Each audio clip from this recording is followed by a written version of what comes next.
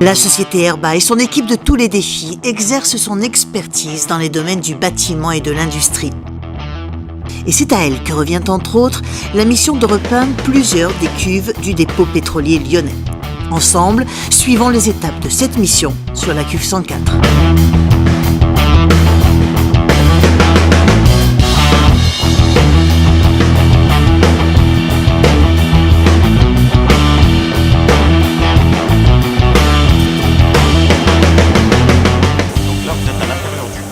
En temps normal, c'est plein de super sans plomb 98. Vous avez le système de toit flottant qui est maintenu par des béquilles. Nous ici, on aura des petits travaux de peinture à faire, des rebouches suite à des piquages qui sont en train d'installer.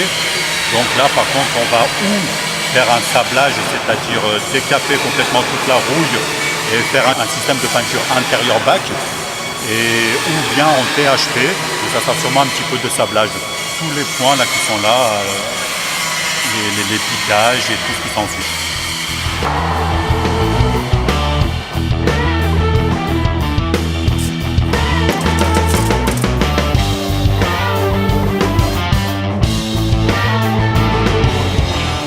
Là, vous êtes sur le toit flottant. Ici, ce qu'on a à faire, c'est décaper complètement toute la peinture du toit pour pouvoir refaire un autre revêtement complet. Et on va se faire aider par une société de grenaillage. La machine est là-bas. Cette machine consiste à projeter des petites billes d'acier qui va nous servir en deux choses. La première, c'est à décaper la peinture complète pour pouvoir repartir avec un système complet. Et la deuxième chose, nous donner une rugosité. Une rugosité, c'est donner un accroche pour notre peinture.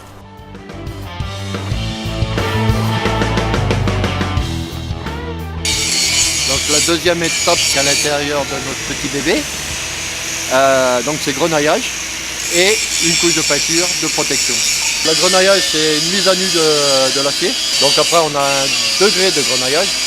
Donc là, c'est un SA2,5 avec un degré de rugosité moyen G. Et après, on met une couche de protection sur le grenaillage pour éviter que la paroi de rouille apparaisse.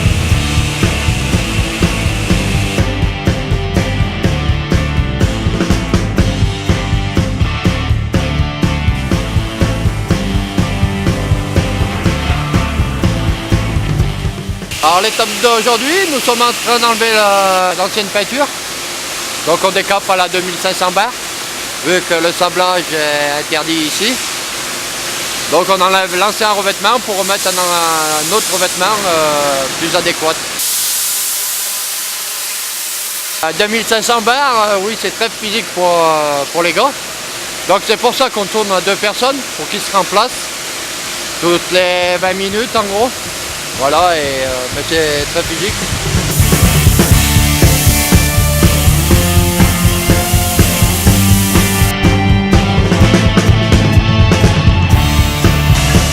Là, on est obligé d'enlever les traces de brûlure causées par la soudure extérieure, donc là tout autour de la cuve. Là, on est obligé d'y piquer avec un saucisse qui s'appelle un marteau aiguille. Donc en fait, on peut péter les brûlures, la calamine sur la cuve pour pouvoir faire une meilleure adhérence et puis pour enlever l'épaisseur comme on peut constater là. Les échappadoirs ont monté un échappodage adéquat pour qu'on puisse accéder à hauteur des soudures. Derrière on va y retraiter en 2 couches avec un primaire et la finition qui va avec.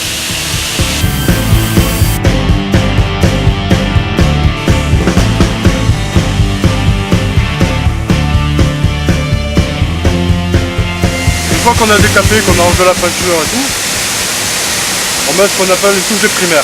Nous, dans notre jargon, on appelle ça du brun rouge. Il faut qu'on mette une certaine épaisseur exigée par le client. On l'applique au rouleau, parce que par rapport à l'environnement où on est, on ne peut pas le faire au pistolet. C'est une première couche, donc c'est une primaire d'accrochage, et qui sert aussi l'anti-rouille. Après, derrière, vous avez d'autres étapes. Vous avez la deuxième couche, qui elle aussi fait anti-rouille, qui protège un peu plus. Et après vous avez la finition.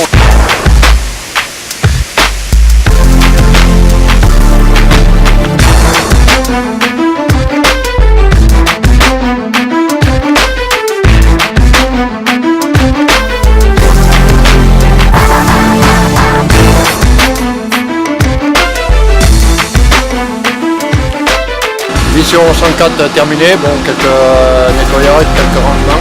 On a fini le 104, on attaque le 103.